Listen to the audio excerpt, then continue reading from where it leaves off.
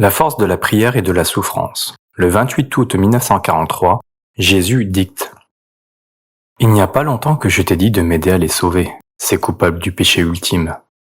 Et tu n'as pas compris ce que je voulais dire, et tu as prié.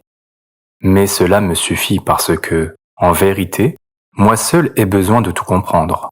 Pour vous, mes enfants, la révélation totale n'est pas nécessaire. Tout ce que je vous dis est un don auquel vous n'avez pas droit. Un don spontané du Père à ceux qui lui sont le plus chers, parce qu'il plaît à mon cœur de vous faire mes confidences, de vous prendre par la main et de vous inviter à pénétrer dans le secret du roi. Mais vous ne devez pas y prétendre. C'est si beau d'être les confidents d'un Dieu.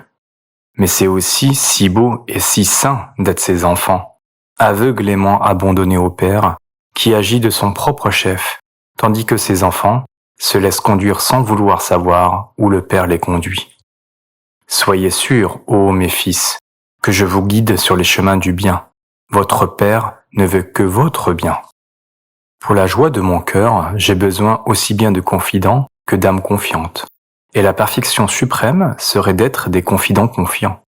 Alors, soyez des disciples, capables d'agir au nom de leur maître, de petits enfants qui se laissent conduire par leur Père. Ainsi, vous serez mon réconfort et ma joie. En un monde comme le vôtre, il est si difficile pour moi de trouver des âmes de disciples. Et il est plus difficile encore de trouver, même chez les petits, des âmes d'enfants. Le souffle de la bête vous a tellement corrompu qu'il a tué la simplicité, la confiance, l'innocence, où je prenais mon repos, jusque dans les âmes des tout petits enfants. Hier, je ne t'ai rien dit, Maria, et tu étais troublée, comme quelqu'un qui a perdu son chemin. Mais je ne suis pas seulement ton maître, je suis aussi ton médecin, et médecin non seulement de l'esprit, mais aussi de ton corps. J'ai vu hier que tu étais trop fatigué, et je me suis tu, te réservant pour aujourd'hui de nombreuses paroles. Je ne veux pas que mon fragile porte-voix soit brisé par un effort supérieur à ses forces. Aujourd'hui, je parle pour hier et pour aujourd'hui. Tu as prié, offert et souffert selon mon désir d'empêcher que soit accomplie la faute ultime. Et tu as réussi. Et pourtant, tu pensais à une chose quand en réalité la faute ultime en était une autre. J'avais inspiré aux âmes les meilleurs de nombreux désirs de prière et de souffrance à cette intention, parce qu'il y avait besoin de beaucoup d'efforts pour mener à son terme la chose sans que cela dégénère en maux pires que le premier mal.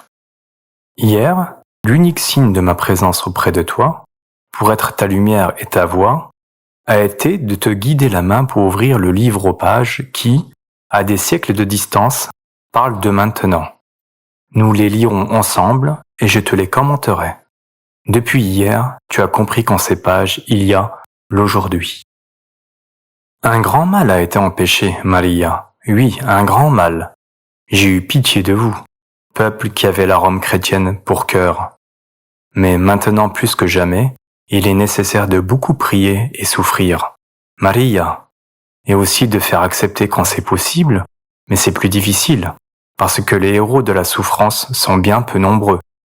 Pour que le grand mal, vaincu, ne prolifère pas, comme une mauvaise plante, en 1000 petits mots qui finiraient par former un inextricable fouillis dans lequel vous péririez tous au mieux d'une horreur inimaginable.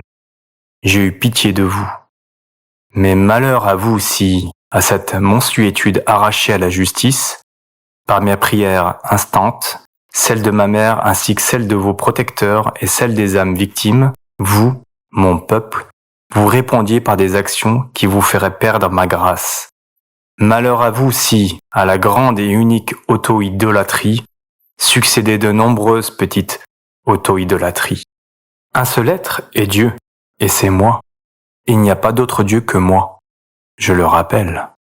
Dieu est patient, mais il n'est pas, dans son infinie patience, coupable envers lui-même. Il serait coupable s'il poussait la patience, en n'intervenant pas pour dire « cela suffit », jusqu'à une indifférence envers le respect de lui-même. Pour une idole tombée, n'élevez pas de si nombreuses petites idoles toutes ornées des mêmes signes sataniques de luxure, d'orgueil, de fraude, de violence et d'autres choses du même genre. Si vous êtes bon, je vous sauverai jusqu'au bout. Je vous le promets, et c'est la promesse d'un Dieu.